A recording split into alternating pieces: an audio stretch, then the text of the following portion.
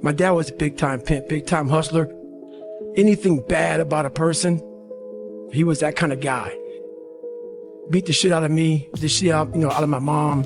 There was an incident one time when my mom got knocked out on top of the stairs and he dragged her down the stairs by her hair, conscious.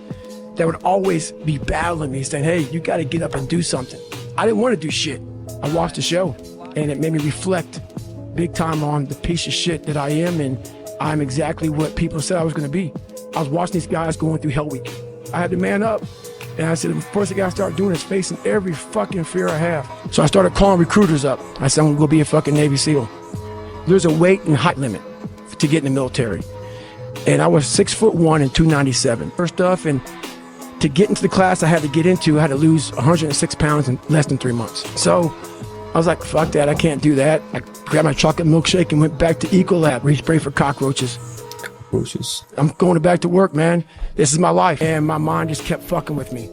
And kept fucking, you're not good enough, man. This isn't for you, man. These guys are the baddest motherfuckers on the planet Earth. You're not that. What it was, and it's kind of funny, I was obsessed with Rocky. And I would fast forward with the little VHS tapes to round 14. He was in that corner and everybody was saying, stay the fuck down. Down, down, stay down. Apollo dancing around with his arms in the air. And him getting up, Apollo Creed raised his arms up in the fucking air, turned around, thought he won the fight. He turns around and sees this guy getting up, and it was the face of Apollo Creed that changed my life. His soul, his head goes down, he looks at him like, what the fuck are you? I wanted to be that.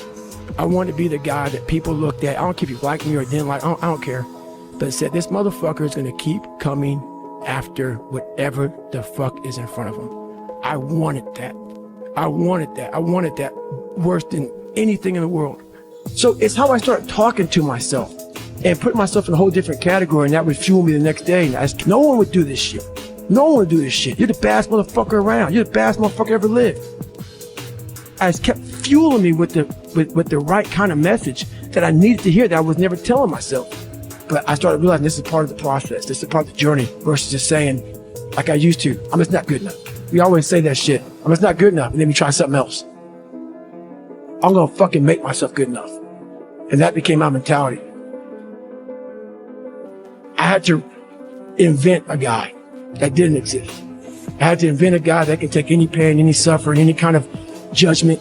I had to build this callous mind, just crushing myself. If it was raining outside at 3 o'clock in the fucking morning, if it was snowing, my instinct was, we gotta fucking go out there. You have to want it. You have to want to be better. And it starts off with, you have to have pride in yourself. You have to have pride in yourself. You have to have, there's something about you, whether it's your last name, whether it's just the smallest thing. You have to be proud of yourself. And if you have no pride in yourself, I can't give it to you. Because you're always going to compromise. You're always going to fold. Always. I'm very proud of myself. That's why when people said, you know way you can do better than Can't Hurt Me. Roger that. We'll fucking see. It's that pride that wakes you up. Now I'm not talking about bad pride. I'm the attention to detail for the human being I want to do. I call this thing, like, I want to be the standard. I want to be that guy. Like, every place I went in the military, there was this ethos about how this place is, how we're going to live, how we're going to represent ourselves.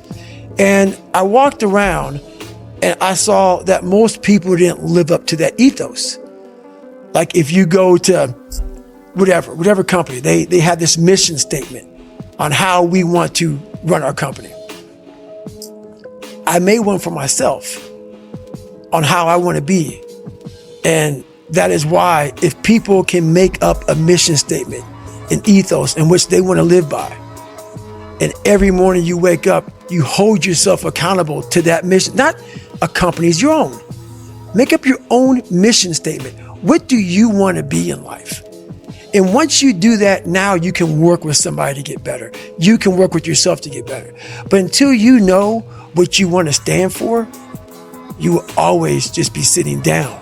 You'll never stand for anything. What's that quote? If you don't stand for something, you'll fall for everything. That's it.